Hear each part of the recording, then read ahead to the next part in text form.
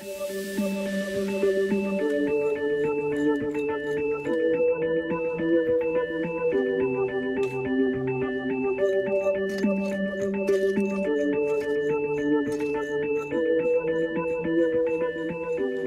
3 semaines, effectivement, le décapage avec la pelle mécanique, c'est fini sur le chantier. Donc aujourd'hui, on n'est plus qu'avec des outils plus fins, à savoir truelle, pelle, pioche, etc., pour fouiller les vestiges.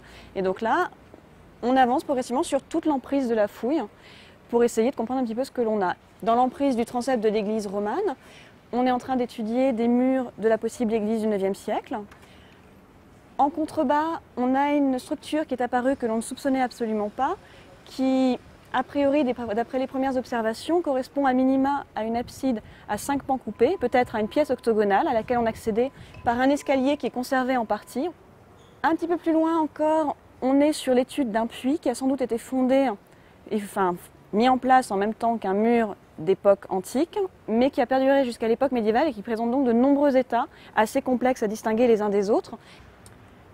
Un petit peu plus loin encore, quand on arrive sur cette zone-là, on est donc dans le chevet de l'église romane Saint-Sauveur, qu'on a fini de dégager. Donc on a la moitié du chevet, puisque ce que l'on voit par là-bas, c'est l'abside d'axe de l'église.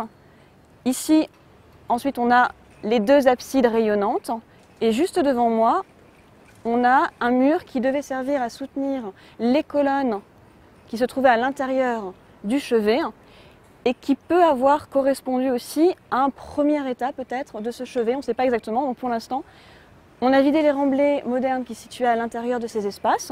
On se pose sur des niveaux archéologiques qui correspondent pour la plupart à des niveaux qui datent d'avant l'église et qui datent notamment de l'époque de la nécropole, avec des sarcophages qui apparaissent, avec des coffrages en TCA, donc en briques. Donc on est un petit peu sur tout ça. On est aussi en train de bien nettoyer tous les murs pour pouvoir faire une étude du bâti très approfondie, à savoir que l'on va lire les maçonneries pour arriver à voir comment elles se sont construites, en combien de phases, est-ce qu'il y a eu des reprises, etc., etc. L'archéologie du bâti consiste à étudier vraiment le bâti, les élévations. Et pour cela, donc, avant de commencer les relevés, il faut d'abord bien dégager le mur, bien le nettoyer. Et après, il s'agit donc de faire un relevé pierre à pierre. On relève chaque pierre, les dimensions des pierres. On note leurs particularités, les distinctions selon leur matière, si c'est du calcaire ou du granit. On note les mortiers, s'il y a différents mortiers, les inclusions de briques, de TCA. Rien que sur l'élévation, on distingue déjà les 2 niveaux, les 3 premières assises assez régulières et un niveau ici plus irrégulier où les pierres n'ont pas été placées de façon horizontale. À savoir qu'un relevé du bâti, ce n'est pas la réalité en tant que telle, c'est une représentation du réel. Et c'est subjectif étant donné que c'est nous en tant que personnes qui dessinons le réel.